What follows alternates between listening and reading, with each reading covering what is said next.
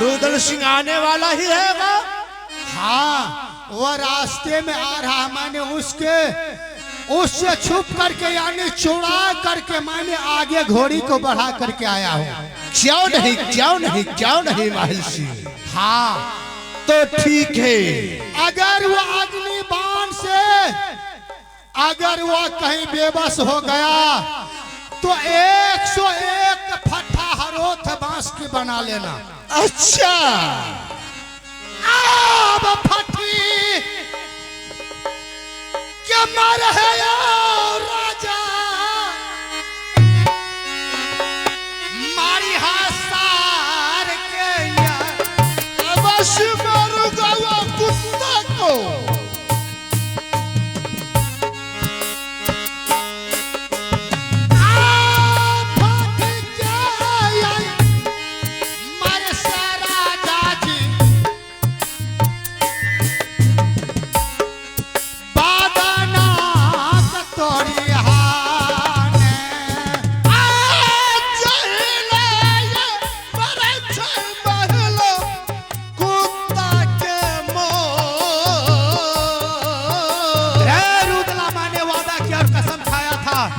जब तक वही राय मारा भाई हो, यही दल का पूरा। महाराज भरत सिंह की जय हो। जय हो। अब मैं चल रहा हूँ। ठीक है महेश सिंह, जा सकते हैं। अब भगले आइए, चल रही है यो बूढ़ा बायो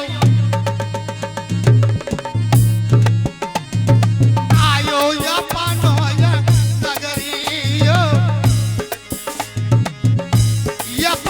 न कर में यो या आबायो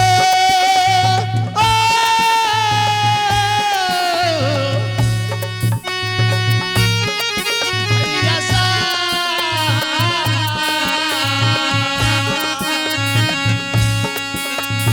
ए खुशियां मनावे छयो भैया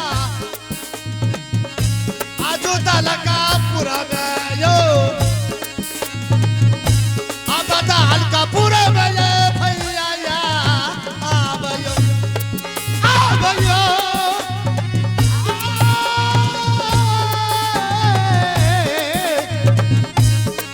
मास्टर जी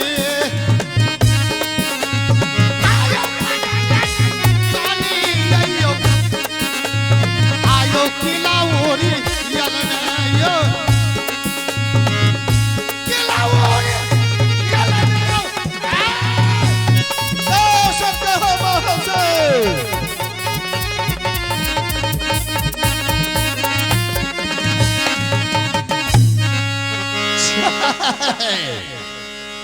देखता वो हरमजादे कुत्ते को, अगर राजी दल का पर पहुंच गया तो वो हरमजादे कुत्ते को ना कुत्तों का मौत मारो तो मेरा नाम नहीं भरत से।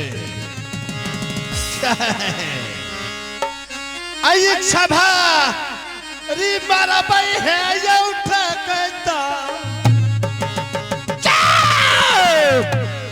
वो हो या बसरवा का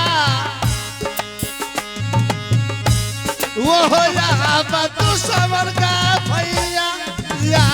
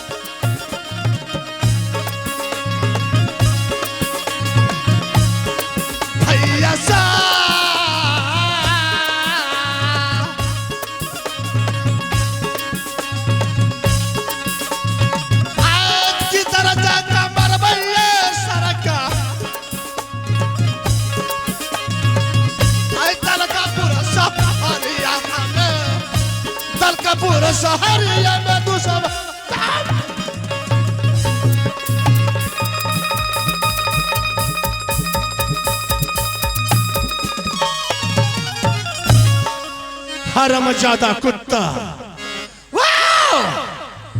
दाल का पुरार हरे साला, तुम्हें पता होना चाहिए दाल का पुर का। मर गया माँ की औलाद इस धरती पे, कितना गमानी पुत्र हो गया, कितने के पतला विधवा हो चुका है, कितनी की बहाने जो भरजुतिया उपास रहता है। चल आ करके देख रहे कुत्ता, देख तब तक मैं आराम करता हूं।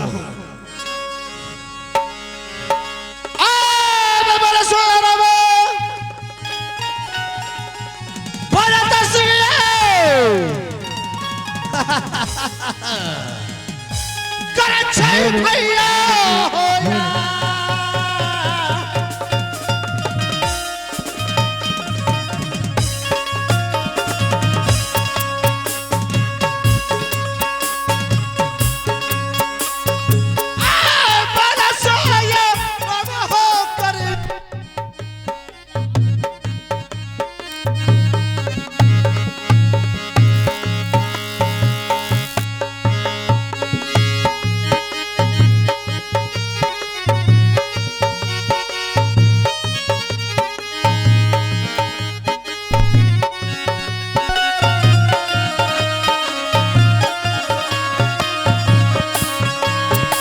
हेलो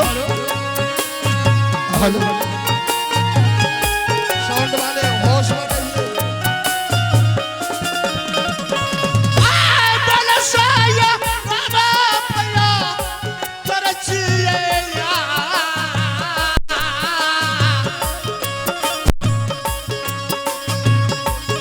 से या रहा मयो रागमा तालन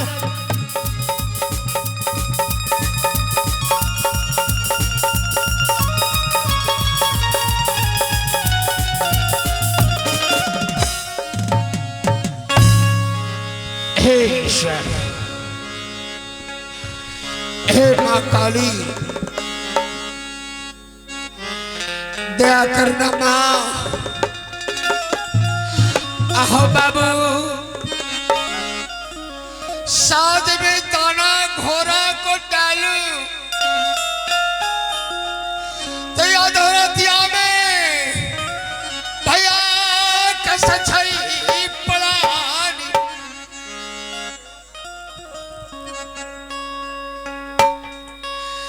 फान घोड़ी पर बमा हाथ लगा में थाम लिया, महीना कोरा लिया उठाई, फान करी लिली रस बिंदुल पर रुदल बैठाई, तो रुदल बैठ गया महबा के सरदारी पर सारा तनी घोड़ी को एरा का तो धरती ऊपर छोड़े आसमान, लेकिन बीच बीच में महीन चला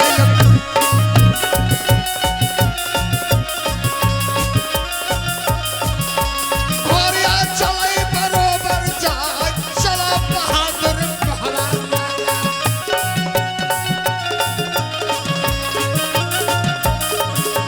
बेटा चलाई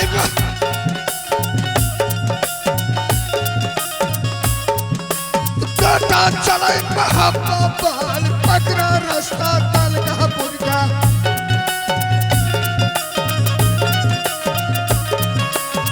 सन सन सन घोड़िया चढ़ गई, घोड़िया चले बरोबर जाए